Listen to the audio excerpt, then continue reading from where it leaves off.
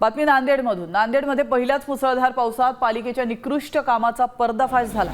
तुम्ही पाहतायत ही दृश्य वजीराबाद परिसरातली ही दृश्य आहेत। NSB कॉलेज समोर अचानक रस्ता खचलाय आणि एक कार खड्ड्यात गेल्याचं समोर आलंय।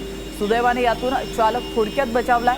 अवघ्या काही तासांच्या पावसाने रस्त्याची अशा पद्धतीने दुरवस्था झाली आहे, त्यामुळे महानगरपालिकेच्या विकास कामांच्या दर्जावर प्रश्नचिन्ह उपस्थित होत आहे।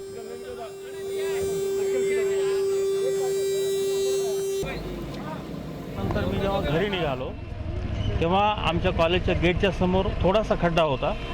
तो खड्डा चुकून मी जाण्याचा प्रयत्न केला, पण गाडीचं एक चाक मध्ये धसलं आणि मी दरवाजा काढून बाहेर पडलो।